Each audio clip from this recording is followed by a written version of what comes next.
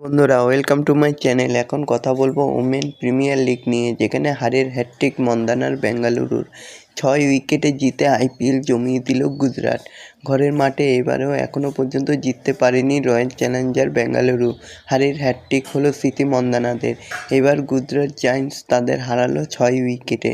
তো বন্ধুরা, এরকমই সব খেলার খবর প্রতিদিন জানতে হলে চ্যানেলটিকে অতি শীঘ্রই লাইক, কমেন্ট, সাবস্ক্রাইব করতে ভুলো না। আর বন্ধুদের মধ্যে প্রচুর পরিমাণে শেয়ার করে দাও, যাতে আমার 4000 ঘন্টা ওয়াচ টাইম খুব শীঘ্রই পূর্ণ হয়ে যায়। তো বন্ধুরা, শুরু হয়ে গেল ওমেন প্রিমিয়ার লিগ, যেখানে 3 ম্যাচ আগে পয়েন্ট তালিকায় শীর্ষে ছিল রয়্যাল চ্যালেঞ্জার বেঙ্গালুরু। দেখে মনে হয়েছিল পরপর দুবার মহিলারাই আইপিএল জিতবে স্মৃতি মন্দানারাই, কিন্তু ঘরের মাঠে খেলতে নেমে বদলে গেল ছবিটা। ঘরের মাঠে এবার এখনও পর্যন্ত জিততে পারেনি বেঙ্গালুরু। হারের হ্যাটট্রিক হলো মন্দানাদের। বৃহস্পতিবার গুজরাট জায়ান্টস তাদের হারালো 6 উইকেটে।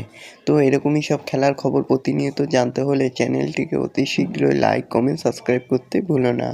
তো বন্ধুরা, স্মৃতি মন্দানারা এভাবে হেরে যাবে কেউ ভাবতেই পারেনি। প্রথমের দিকে কেউ সেভাবে রান পায়নি। অপরদিকে কিন্তু গুজরাটের জায়ান্টসের 126 রান তারা করেছে মাত্র 16 ওভার 3 বল নেয়।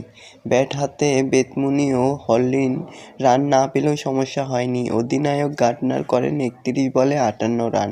তাকে সঙ্গ দেন লিচফিল্ড, 30 রান করেন তিনি।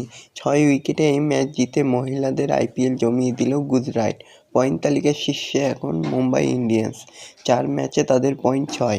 5 ম্যাচ খেলে 6 পয়েন্ট নিয়ে দ্বিতীয় স্থানে রয়েছে দিল্লি ক্যাপিটালস। 3, 4 ও 5 নম্বরে রয়েছে যথাক্রমে বেঙ্গালুরু, ইউপি ও গুজরাট। তবে 3 দলের পয়েন্ট 5 ম্যাচ খেলে 4। অর্থাৎ এই পরিস্থিতিতে যে কেউ পয়েন্ট তালিকায় উপরের দিকে উঠতেই পারে। তো দেখা যাক কী হয়।